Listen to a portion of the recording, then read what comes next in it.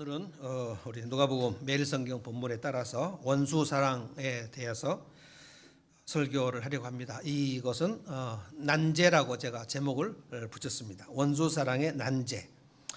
산상보훈 말씀입니다. 누가복음에 나오는 산상보훈은 마태복음은 이제 좀 길게 5장부터 7장까지 마태복음 산상보훈이 나오는데 누가복음에서는 이걸 압축을 해서 좀 요약을 한 것 같습니다. 그런데 예수님께서 이 본문은 원래 이웃사랑, 이웃을 사랑하라는 말씀, 네 이웃을 사랑하라 이렇게 말씀을 하시는 이 문맥에서 이제 좀 더 확대가 되고 적용이 된 것인데, 예수님은 내 이웃이 누굽니까? 라고 질문한 것에 대해서 네 이웃, 사랑해야 될 이웃이 누구인가를 말씀하시면서 그 이웃의 범주에 원수까지를 포함을 한 것입니다. 이것이 이제 우리에게 정말 난제가 아닐 수 없어요. 그런데 정말 어렵지만 피해갈 수가 없는 것이, 예수님이 뭐라고 말씀하셨냐면, 너희가 너희를 사랑하는 사람들끼리만 서로 사랑한다면 그것은 무슨 장한 일이 되겠느냐? 예전 개역 성경은 무슨 칭찬받을 만한 일이겠느냐? 그러니까 친한 사람들끼리 서로 사랑하는 것, 사랑하는 사람끼리 서로 사랑하는 것, 이건 기본이다 이렇게 얘기를 하셨고, 그거를 지금 오늘 본문에서도 무슨 장한 일이 되겠느냐, 장한 일이 되겠느냐, 장한 일이 되겠느냐 세 번이나 얘기하셨어요. 우리는 이웃을 사랑하는 일도 정말 쉽지 않은데 예수님 우리 사정을 잘 모르시는 것 같아요. 굉장히 난감한 일이고, 원수를 사랑하는 일을 어디다가 딱 예수님이 걸어버렸냐면, 그리하면 하늘에서 너희 상이 크고 그리하면 지극히 높으신 하나님 아버지의 아들 딸이 된다. 그러니까 하나님의 자녀의 삶 속에, 삶의 목록에 원수 사랑이 들어갔다. 그리고 큰 상을 받는다. 이렇게 얘기하셨기 때문에 이 말씀을 우리가 그냥 넘어갈 수도 없고, 근데 대부분 이 말씀을 잘못 적용하는 일도 되게 많습니다. 잘못 적용하는 일은 제가 여러 번 이제 밀양이라는 영화 얘기했는데, 원수를 사랑하라는 이 말씀을 순종하려고 자기 아들을 죽인 살인범을 감옥에 찾아가서 용서를 하려고 했는데, 그 살인범이 나 하나님 앞에 용서를 받고 난 지금 너무 평강 가운데 있다 이렇게 얘기를 하니까 그 얘기를 듣고 그냥 핑 돌아가지고 정신을 차릴 수 없습니다. 그래서 무작정 원수를 오늘 가서 사랑하라 이 말씀으로 바로 적용할 수 없어요. 그래서 되게 어렵습니다.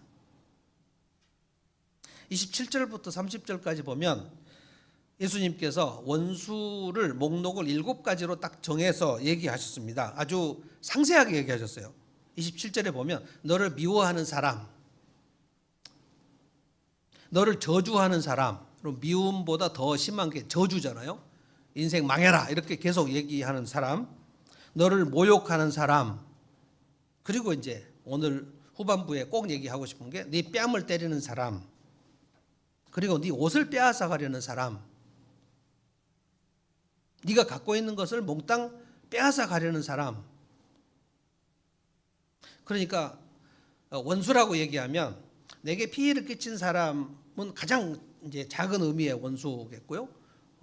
우리 파격적인 주장, 하나님의 파격적인 주장 보면 챕터 1이 이제 그건데, 원수를 어떻게 용서할 것인가 이건데, 오늘 만약 개강했으면 이제 연이어서 이제 하려고 했는데 다음 주에 우리 하겠습니다. 굉장히 어려운 문제입니다. 이것이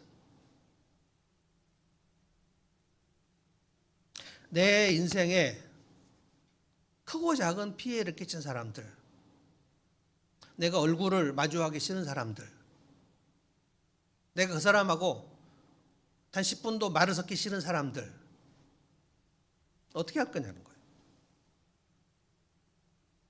35절에 보면 은혜를 모르는 사람들, 이 말도 나옵니다. 그러니까 은혜를 모른다 하는 게 이제 배은망덕이지 않습니까? 배은망덕한 사람들은 어떻게 할 것인가? 우리가 이 문제를 피해갈 수 없는 이유는 다시 말씀드립니다.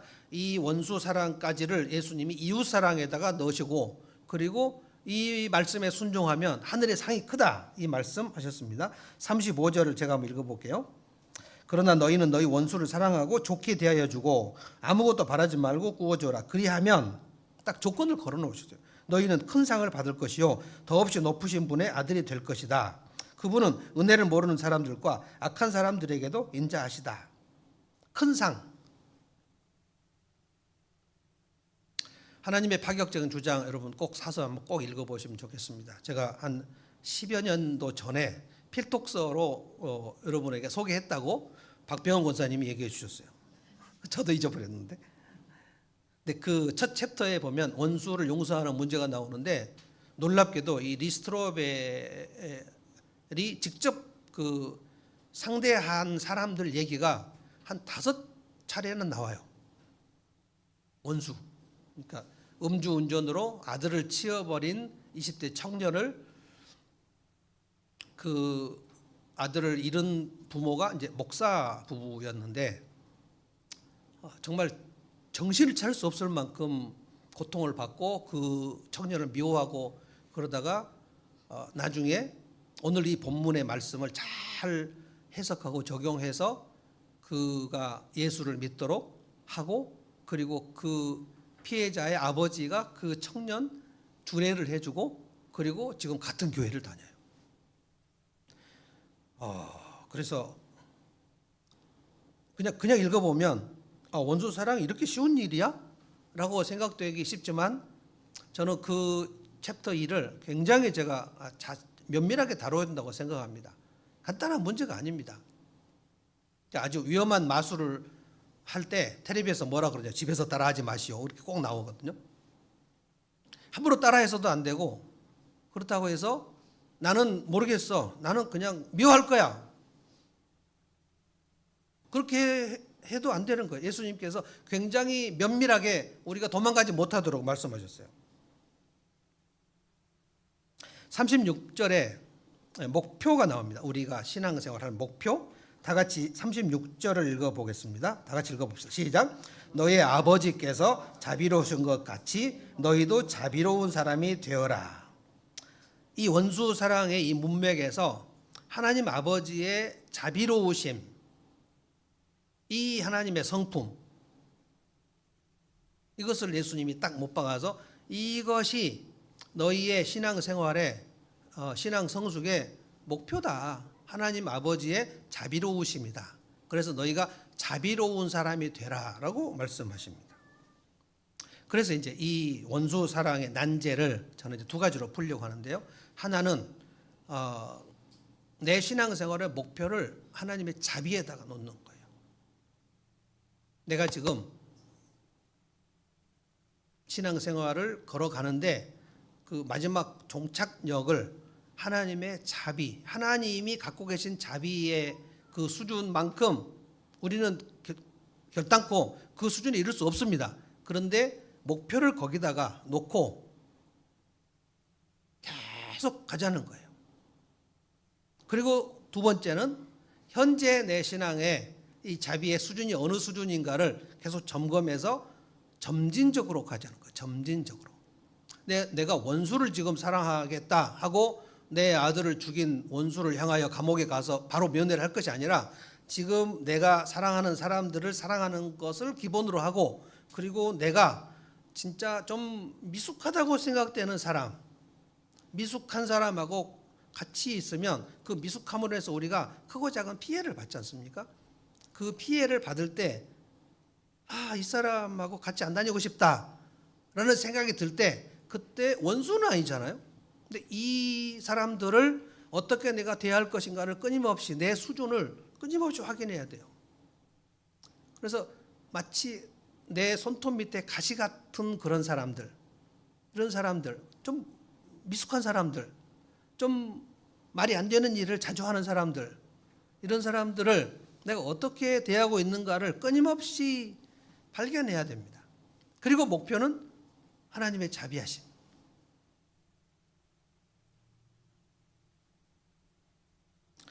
(36절) 말씀 제가 다시 한번 읽어보겠습니다. 우리의 최종 목표입니다. 다 같이 한번 읽어봅시다. 다시 한번 읽읍시다. 시작.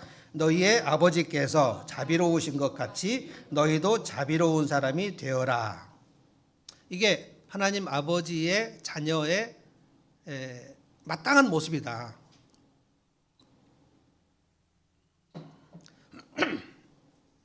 우리가 신앙생활을 하면서 계속 포기하지 말아야 될 것이 하나님 아버지의 자비를 닮아가는 거 이전에 하나님께서 내게 베푸신 자비를 계속 묵상해야 돼요. 묵상.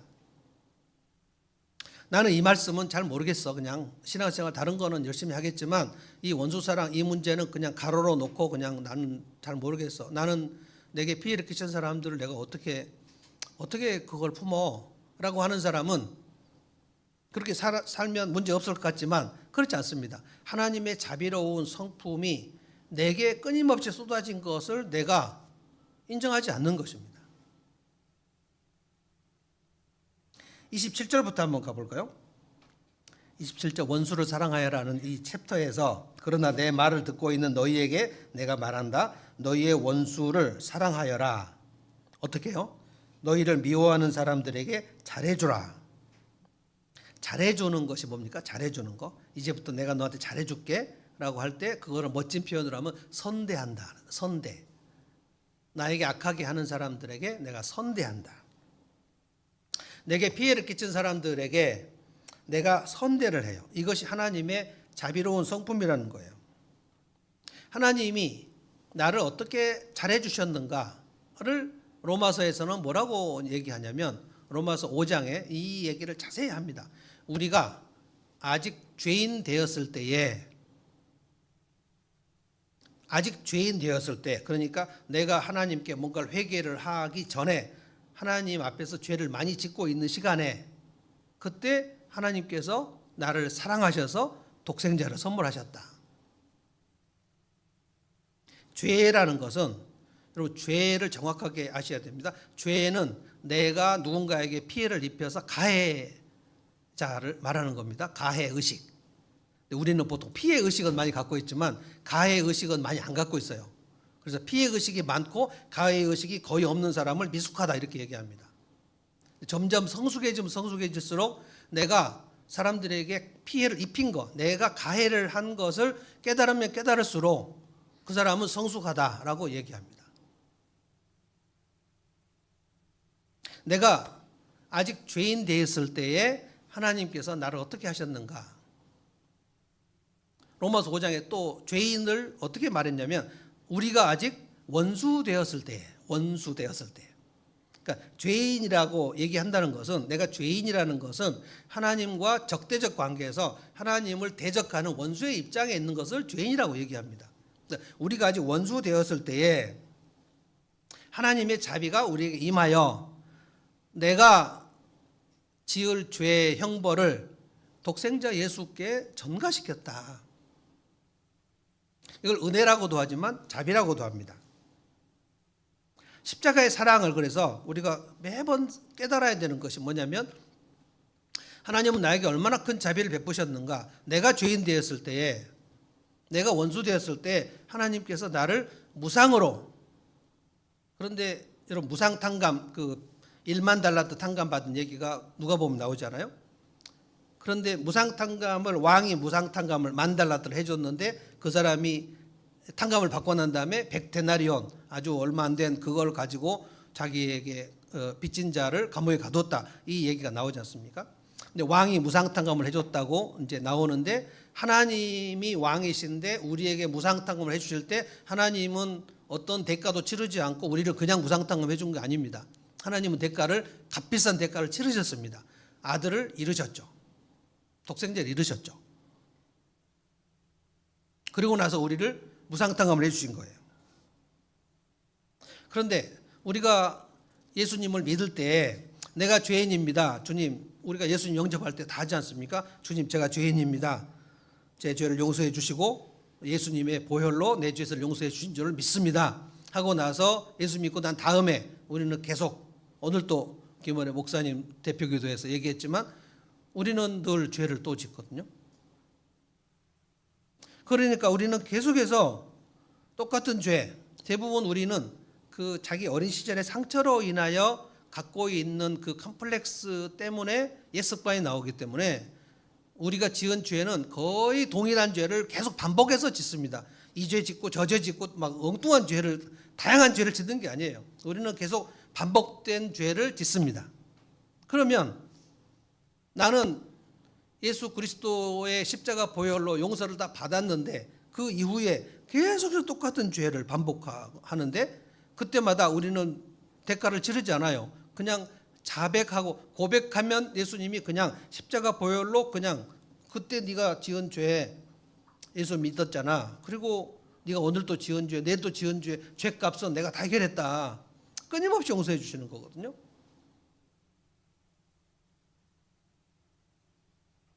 그렇다면 하나님의 그 자비가 끊임없이 내게 쏟아지고 있는 실시간으로 지금 어제 오늘 지난 한 주도 우리는 죄를 짓고 하나님의 자비가 끊임없이 쏟아지고 있는 이 판국에 누가 나에게 말도 안 되는 짓을 했을 때 우리는 그 사람을 어떻게 대하는가? 어떻게 한두 번도 아니고 매번 이럴 수가 있냐라고 얘기를 할 수가 있습니까? 우리는 한두 번도 아니고 매번 하나님께 똑같은 죄를 반복을 하면서 어떻게 너는 한두 번도 아니고 언제까지 너는 그렇게 이상한 짓만 할래? 라고 얘기할 수가 있냐 이 말이에요. 그럴 수 없잖아요. 그래서 우리는 원수를 사랑하는 이 말씀을 저 원수를 바라보며 사랑할 수 있는 게 아닙니다. 보기만 해도 혐오감이 생기는 사람을 대할 때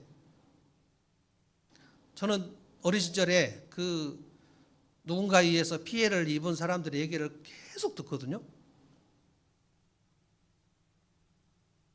너무 피해가 크신 분들은 증상은 있는데 설명을 하지 못해요. 아주 어린 시절을 얘기해 보라 그러면 기억이 안 난다 그래요. 너무 힘드니까 사람은 그 기억을 이렇게 삭제하는 그런 기능이 있어요. 잊어버립니다. 망각을 해요. 초등학교 때 얘기를 해보시라. 초등학교 들어가기 취약 이전 얘기를 좀 해보시라. 기억이 하나도 안 나요. 그러니까 굉장히 상처가 큰 겁니다. 기억이 나면 그 기억을 통해서 회복시킬 수가 있는데 기억이 안 나버리면 제가 점쟁이도 아니잖아요. 그러니까 기억을 안 나면 얘기를 할 수가 없고 얘기를 하면 그 사람에게 상처의 증상은 있지만 어떻게 해서 그 사람이 그런 상처를 받게 되었는지를 추적할 수가 없어요. 근데 증상은 있어요. 죽고 싶고 막 자해를 하고 집 나가고 싶고 아무것도 못하겠고 무기력하고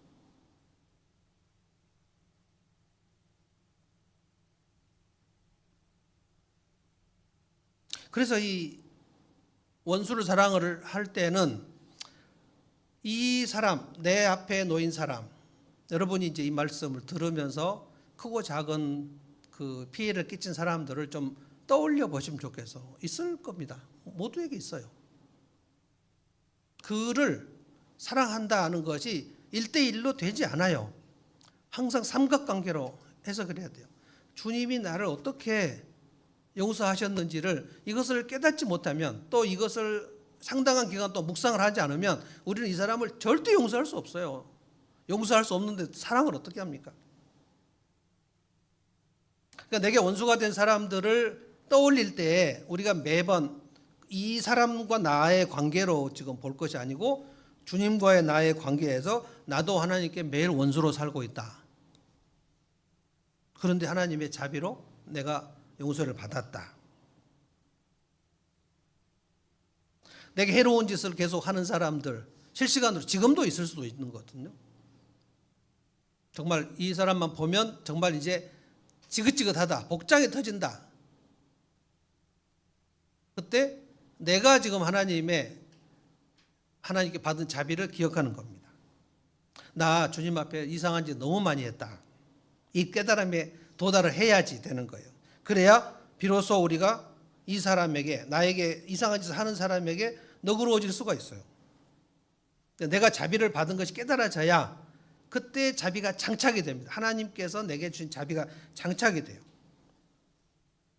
이래야 35절에 그러나 너희는 너희 원수를 사랑하고 좋게 대하여 주고 또 아무것도 바라지 말고 구워 주어라. 그리하면 너희는 큰 상을 받을 것이요. 큰 상을 받는다. 마지막 날 큰 상을 받는다. 그 말씀 맞아요. 근데 이 땅에서도 큰 상을 받습니다. 그러니까 내게 피해를 끼친 사람들을 사랑하기로 하나님의 자비를 묵상해서 내게 피해를 끼친 사람을 자비롭게 대하는 그 일을 하는 것과 하지 않는 것은 어떤 차이가 있냐면, 내가 이 사람을 용서하지 않기로 마음먹으면 내가 원한을 갖고 있대. 원한을 가지면 내 몸과 마음이 심각하게 병이 듭니다. 원한은 그 자체가 엄청난 스트레스입니다.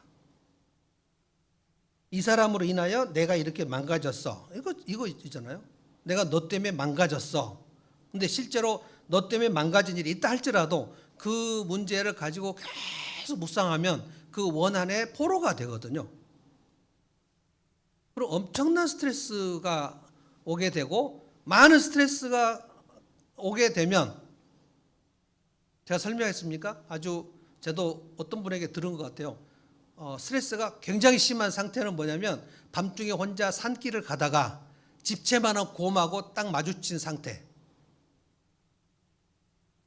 실제로 그런 상황이 일어나면 한 1, 2분 사이에 생명이 끝나겠죠.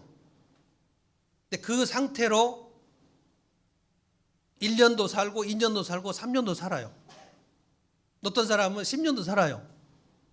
그러면 그 엄청난 스트레스가 있는 상황은 우리 몸의 면역세포가 그때부터 딱 스톱시킵니다. 암세포와 면역세포가 계속해서 싸우는데, 저는 이제 의사는 아니지만 이 상담을 하다 보니까 이 면역세포가 활동을 하지 않게 되는 그 상황이 스트레스 상황이에요.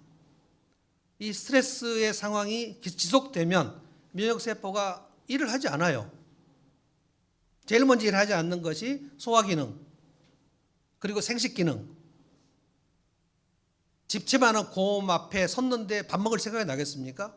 소화기능이 딱 중지되고 생식기능도 중지되고, 그러니까 몸의 세포가 점점 면역이 약해지면서 암세포가 계속 일어났을 때 그걸 잡아먹을 수가 없어요. 그러니까 어디에 암이 걸려도 이상하지 않는 상태예요. 그러거나 숨을 쉴 수 없는 공황장애 상태가 오거나, 내가 정말 저 사람에게 피해를 많이 받았다고 생각하는 사람을 매번 만나야 될 때, 만나려고 마음만 먹거나 연락이 와도 공황장애가 오거든요. 그러면 내가 피해를 받은 것도 억울한데, 그 피해를 받은 사실에 플러스해서 내가 몸에 질병이 오거나 내가 몸에 정신적으로 문제가 생기게 되는, 그것은 정말 치명적인 것이거든요. 그래서 예수님이 말씀하신 것을 잘 그 관찰하고 그 말씀대로 순종을 할 때에 얼마나 큰 복이 오는가를 자꾸 생각하셔야 돼요. 저는 성경을 오랫동안 묵상하면서 복과 상은 같다는 결론에 도달했어요. 복을 주리라 라는 말씀에, 하나님께서 복을 주리라는 말씀에 순종을 하지 않고서 복을 주는 경우가 없어요. 근데 순종하면 상 주신다는 말씀도 굉장히 많이 나오고, 순종하면 복을 주신다는 말씀이 나오는데, 그래서 제가 결론을 내리기를, 복은 상이구나. 순종을 해야 되는데, 주님이 이 말씀을 지금 명령하셨는데, 이 말씀을 어떻게 해석을 못하면, 원수를 사랑하는 이 말씀을 해석을 못하고 그냥 어떻게 되겠지, 그러면 복도 안 오고 상도 안 온단 말이에요. 그러면 몸에 질병이 생긴단 말이죠. 몸에 질병이 생기고 마음에 질병이 생겨요. 그러면 마음속에 평강이 없고 희락이 없고 아무것도 없고, 그 원한에 가득 찬 거, 원한에. 너로 인해서 내가 이렇게 망가졌어. 주님의 말씀에 순종을 하는 법을 모르면 이렇게 된단 말이에요. 그래서 큰 상을 받는다는 말씀이 일단 내 삶에 평강이 임한다는 거예요. 그래서 원수를 용서하지 않는 사람의 가장 큰 피해자는 용서하지 않는 그 사람이에요. 저도 이 말씀을 준비하면서 몇 년 전에도 이 말씀을 제가 여러분에게 한 기억이 나요. 제 인생에서 나에게 피해를 준 사람들을 꼽아보니까 한 너댓 사람 되는 것 같아요. 이 방송 유튜브를 또 나가기 때문에 실명을 들 수 없습니다. 그 사람들을 생각할 때 어떤 사람은 한 90% 용서가 된 것 같고요. 어떤 사람은 한 60% 된 것 같고요. 어떤 사람은 50% 미만 된 것 같아요.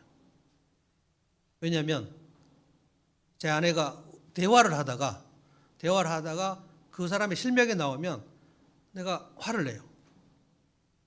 그 사람 얘기하지 마. 내가 아직 해결이 안 된 거예요, 지금.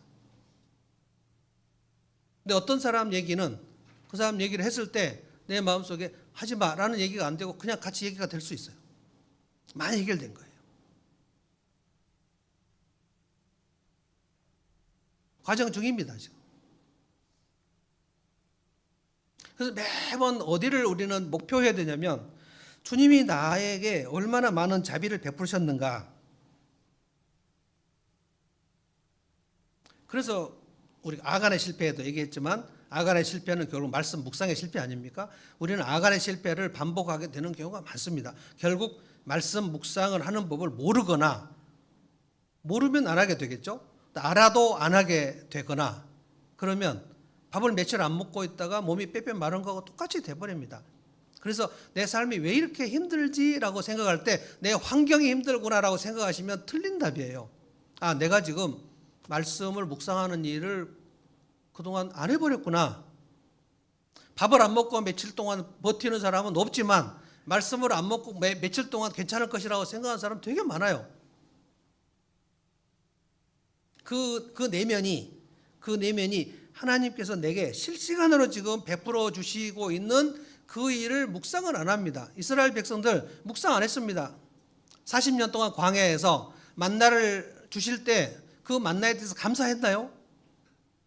기적적인 일을 보고 듣고 경험한 것을 주님이 해주신 일을 감사하지 않았어요. 왜냐하면 묵상을 안 했으니까. 그러니까 맨날 불평하고 원망하고 그랬어요. 가나안 땅 못 가겠다고 하고 애굽으로 가려고 하고, 그거는 지금 내가 출애굽을 해서 이 죽음의 땅 광야에서 매일매일 신령한 양식을 내게 내려주시는 이 사건들이 매일 있는데 그것을 묵상하지 않은 거예요. 그러니까 묵상을 하면 감사가 나오는 거고 묵상을 못하면 불평이나 원망이나 짜증이 나오는 겁니다.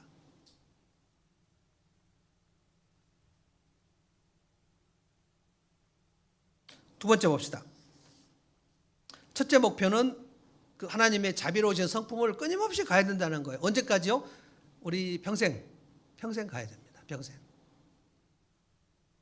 나는 A라는 사람, 내게 진짜 내 인생에 가장 피해를 끼친 사람 A, 그 A에 대해서 지금 몇 프로 정도 용서를 했고 그 사람을 지금 만날 수 있을까? 근데 하나님은 나에게 원수된 나를 얼마큼 용서하셨을까? 다 용서하셨잖아요. 그래서 주님은 주님 또 잘못을 범했습니다 라고 얘기했을 때 어제 회개한 내용을 다 잊어버리셨다 그랬어요. 동이 서에서 먹은 것 같이 너희 죄를 다 도말해버렸다. 삭제했다. 삭제. 딜리트. 그러니까 우리는 어제 회개하고 또 지난주도 회개하고 우리 대표기도 할 때마다 회개하지 않습니까? 회개하고 또 회개하니까 이제 좀 낯짝이 막 뻔뻔해가지고 주님 이거를 계속 해야 됩니까? 내 성경은 계속 해라. 왜냐하면 지난날, 어제, 그저께, 지난주일 우리가 고백한 죄, 그것은 주님이 이제 기억하지 않으신다 그랬거든요. 자, 27절 다시 한번 27절 읽었죠. 28절도 읽어보겠습니다. 시작. 너희를 저주하는 사람들을 축복하고 너희를 모욕하는 사람들을 위하여 기도하여라. 가능합니까? 너희를 저주하는 사람들을 위해 축복하고 너희를 모욕이라는 거는 사람들 앞에서 나를 헐뜯고 깎아내리고 그리고 뒤에서 깎아내리고, 우리가 직장생활을 하면 사회생활 하거나 직장생활 하면 이유 없이 나를 진짜 미워하기로 결단하고 사는 사람도 있잖아요. 어떻게 나를 견제를 못해서 그냥 안달하는 사람도 있습니다. 그러니까 직장생활은 굉장히 잠재적 원수하고 살 가능성이 되게 많아요. 그러니까 원수라는 표현이 가장 좀 센 표현이지만 가장 약하게 표현하면 경쟁자. 그러니까 경쟁은 회사는 그럴 수밖에 없어요. 경쟁을 시킬 수밖에 없습니다. 회사는 되게 살벌합니다. 회사를 교회처럼 생각하시면 큰일 납니다. 곧바로 해고돼요. 교회는 해고가 없지만 회사는 해고를 해야 된다고 저는 생각합니다. 일을 못한 사람은 해고를 해야 돼요. 가정이나 교회는 절대로 해고가 없습니다. 그러니까 약한 사람은 더 강한 사람이 찾아가서 그 약함을 보듬어야 되는 것이고, 회사는 그렇지 않습니다. 회사는 그래서 경쟁 체제로 되어 있기 때문에 1등이 있으면 2등이 있고 3등이 있고 4등이 있는 거 아닙니까?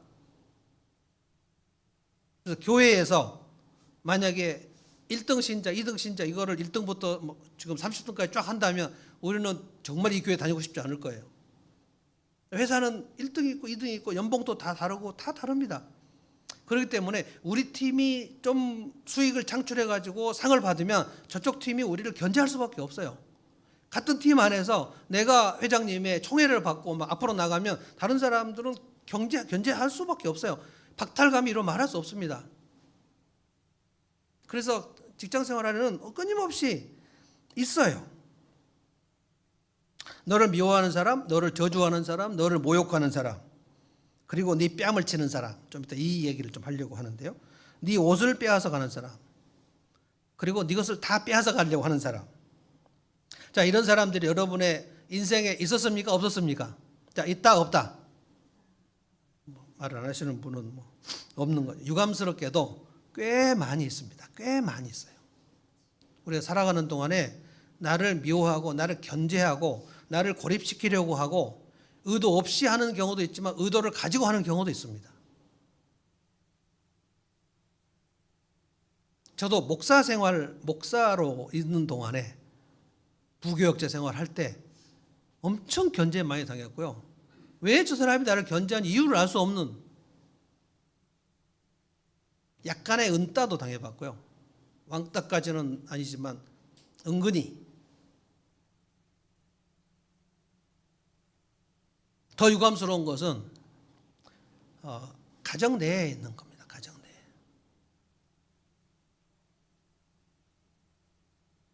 내에. 다윗이 아버지 사랑 많이 받았습니까? 못 받았습니까?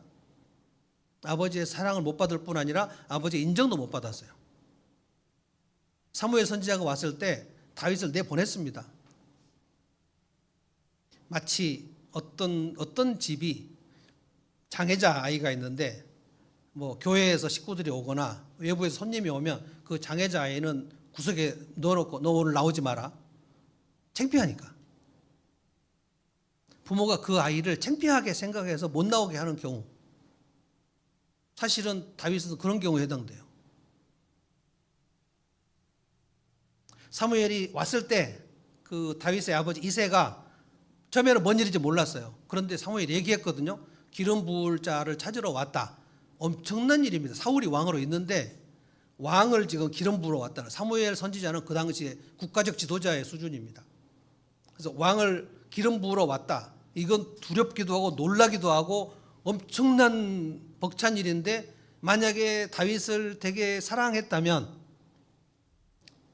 아들이 여덟이니까 지금 7째는 다 집에 있었고 8째만 지금 들판으로 나가서 양치기 했단 말이에요. 그럼 7째 중에 누구라도 한 명을 보내가지고 야 다윗 빨리 데리고 와라. 어떤 일이 일어날지 모르니까. 근데 아버지가 그렇게 안 했습니다.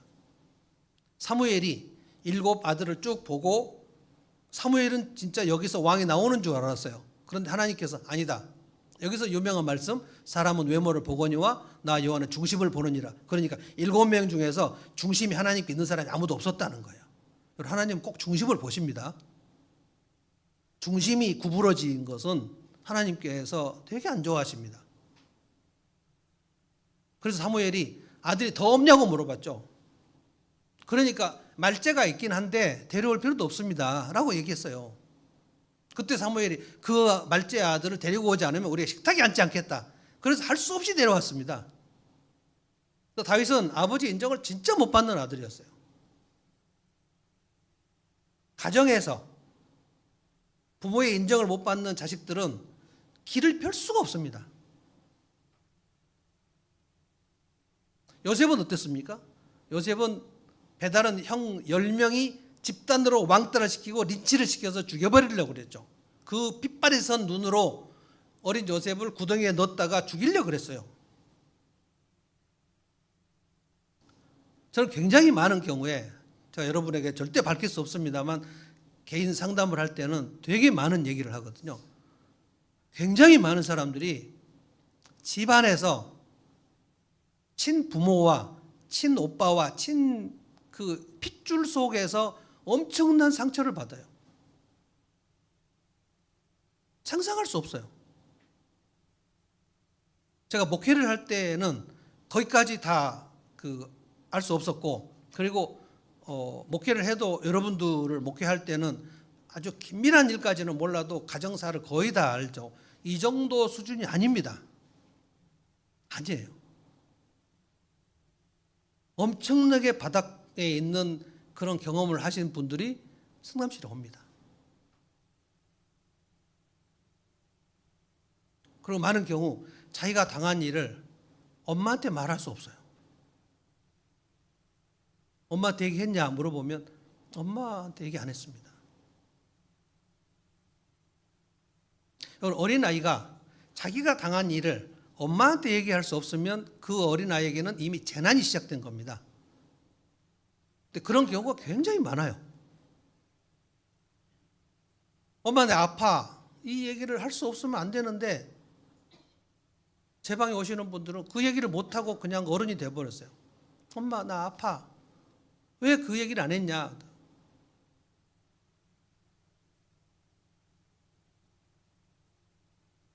얘기해도 소용없으니까 이미 학습이 돼 있는 거예요. 내가 엄마한테 아프다고 얘기해도 엄마는 관심이 없을 것이다. 얼마나 슬픈 얘기입니까? 근데 그 엄마는 지금도 몰라요. 이 아이가 아픔과 슬픔을 얘기하지 않은 사실도 몰라요.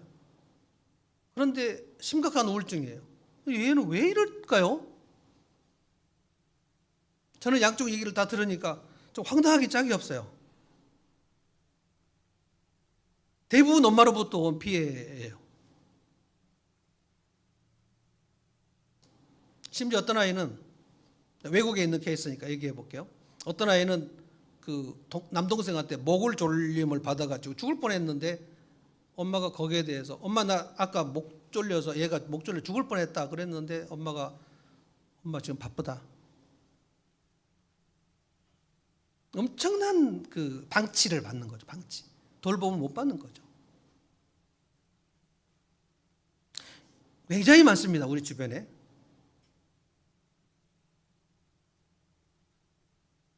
나를 무시하고, 나를 모욕하고, 나를 학대하고, 나를 구박하고, 나와 누군가를 비교하고, 굉장히 많거든요. 특별히 29절 이제 이 말씀만 좀 해보겠습니다. 29절 다 같이 한번 읽어보겠습니다. 시작. 내 뺨을 치는 사람에게는 다른 쪽 뺨도 돌려대고 네 겉옷을 빼앗는 사람에게는 속옷도 거절하지 말아라. 자, 이 말씀 오늘 순종하면 된다 안 된다?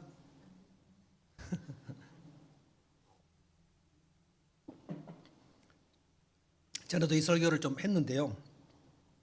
이 말씀을 오늘 즉각 순종하면 무슨 일이 있냐면은 누군가가 나를 뺨을 떼냈는데 이 말씀을 그대로 순종해서 다른 뺨을 돌려야 되는데 다른 뺨도 맞아버렸어요.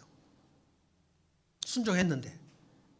그런데 너무너무 억울하고 막 화가 나서 견딜 수 없어요. 그 사람은 그날 저녁 집에 가서 잠을 잘 수 없어요. 그래서 이 말씀이 되게 어렵다는 거예요.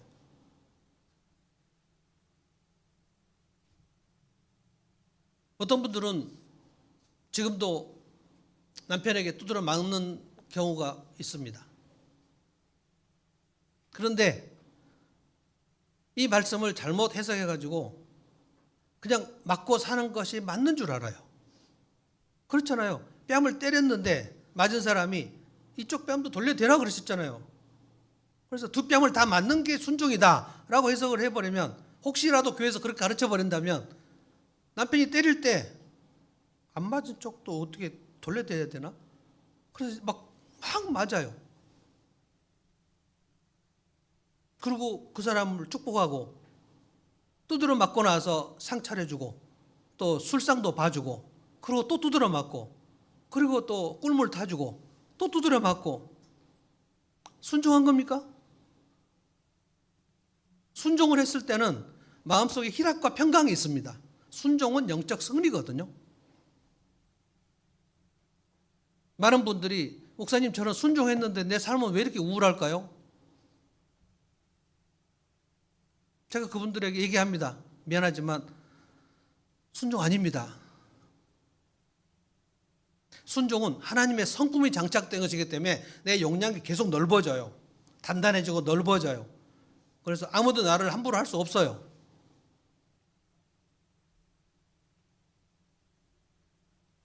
자, 오늘 누가 내 뺨을 모욕하는 사람이, 나를 모욕하는 사람이 내 뺨을 후려 갈겼을 때 어떻게 할 것인가? 제가 오지선다형으로 물어보겠습니다. 1번, 오늘 이 말씀대로 다른 뺨 내준다. 2번, 후려친다 나도. 3번, 상종하지 않는다. 그런 저런 개자식. 4번, 난 모르겠다. 5번, 강력히 항의한다.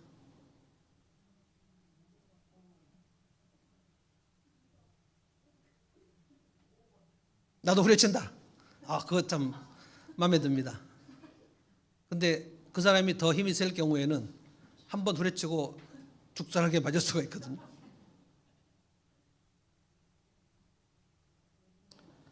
제가 그 대화를 해본 분들 중에는 1번이 되게 많아요. 이 말씀을 순종한다고 매번 맞고 그냥 참는 거예요.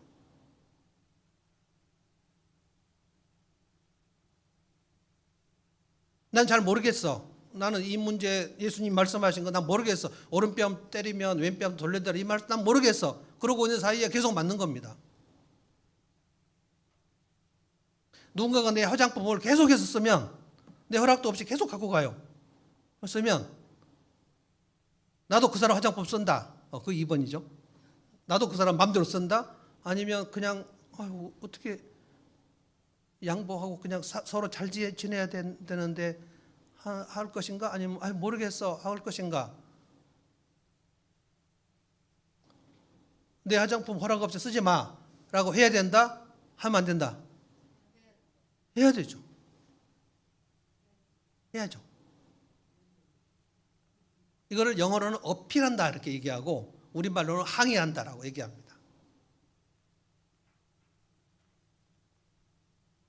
술 먹고 와서 때리는 남편이 있을 때 왜 때려? 당신은 폭력 남편이야 라고 얘기를 해야 되는 거예요.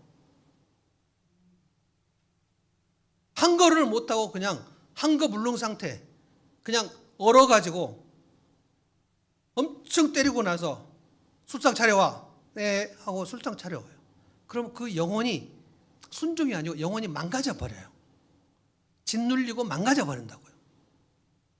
이거를 요즘에 유행하는 가스라이팅이라고 그래요. 부인들 중에는 요즘에는 좀 그렇지 않지만 연배가 높은 부인들 중에는 그렇게 남편에게 가스라이팅을 당하는 사람도 엄청 많습니다. 그중에 집사님 권사님들도 엄청 많아요. 순종인 줄 알아요. 이 말씀에 순종했다고. 근데 왜 이렇게 화병이 생길까요? 순종했는데. 너무나 억울하고 분하고 그래서 우울증 걸리고 공황장애 걸리고 그리고 또 안 되면 중병 들어요. 주님의 말씀은 오늘 뺨을 맞으면 왼쪽 뺨을 때리면 또 양쪽 다 맞으라는 얘기가 아니에요. 오늘 그렇게 하라는 얘기 아니에요. 그래서 현재 내 수준을 알아야 된다는 거예요. 현재 내 수준. 왜 때리냐? 라고 항의해야 돼요. 남편이 계속 때리면 왜 때리냐?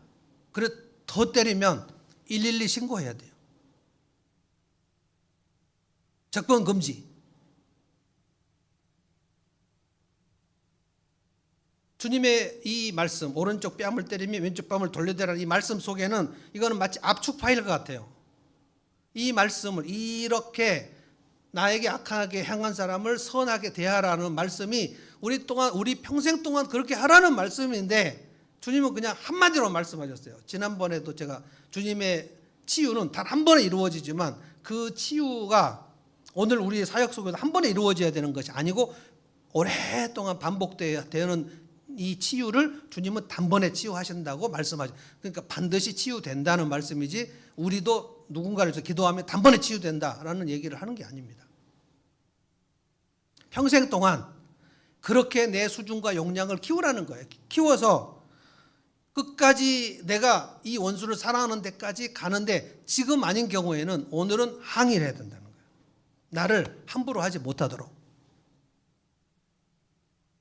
여러분이 그 노라고 말할 줄 없는 그리스도인 책을 안 읽으신 분은 일단 사기라도 하셔야 됩니다. 사서 꽂아놓으면 언제든지 읽을 수가 있거든요. 네, 이 부분에서 가장 중요한 책이 이 바운더리라는 책입니다. 내 바운더리에 아무나 침범하지 못하도록 막는 작업.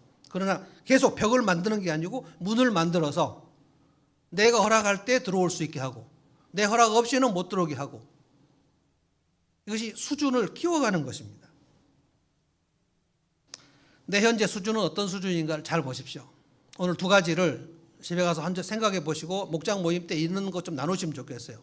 뭐 실명을 그 목장 안에서 하셔도 좋고 못 하시겠으면 A, B, C, D, F까지 뭐 있을 수도 있습니다. 이 사람들 지금 내가 그 사람 얘기를 할 때 그냥 편안하게 그 사람 얘기를 할 수 있는 단계에 들어간 것인가, 아니면 그 사람 얘기할 때 갑자기 화가 나고 막 그 분노가 나게 될 것인가, 그 프로테이지를 한번 생각해 보시라는 거예요.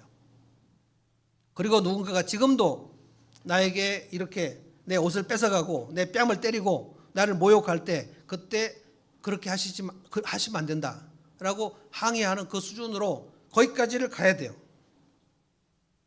너무 설익은 원수 사랑을 하시면 안 된다는 거예요. 내가 이 사람을 용서할 수 있는지를 알아야 돼요. 그래서 하나님의 파격적인 주장, 그 책을 보시고요. 그 책에 나오는 케이스를 한 5가지 케이스가 나오는데 다 원수 사랑에 성공한 케이스입니다. 케이스를 보시고 어떻게 생각하셔야 되냐면, 이 사람들이 하나님의 자비를 엄청나게 묵상해서 수준이 올라갔구나 라고 생각해야 됩니다. 피해를 받은 그 다음날 용서한 게 아니에요. 그리고 피해를 받은 다음날 시간이 지나고 나서 가만히 있다가 용서한 게 아닙니다. 우리는 그렇게 용서할 수 있는 수준이 없어요. 하나님의 자비하심이 내 속에 얼마나 지금도 쏟아지고 있는가를 끊임없이 묵상하셔야 됩니다. 내가 얼마나 큰 죄인인가를 끊임없이 묵상하셔야 돼요. 그래서 주님 앞에 설 때에, 언제 주님 앞에 설지 우리 모르잖아요. 주님 앞에 설 때에도 우리는 여전히 죄인이에요. 그러나 우리가 뭐라고 고백합니까? 주님, 나는 죄인이지만 예수님의 보혈로 내 죄를 해결하셔서 주님 앞에 서는 줄로 믿습니다. 이것이 믿음이거든요. 그러면 이 믿음을 고백하는 만큼 뭡니까? 내가 죄인이지만 주님이 나를 무상탕감해 주신 그 하나님의 자비가 쏟아진 만큼 나도 이 사람들에게 자비를 보이는 일들을 끊임없이 해서 마침내 하나님의 자비하심의 수준까지 이르러 가라. 그것이 우리의 평생 신앙의 목표라는 거예요. 찬송하겠습니다.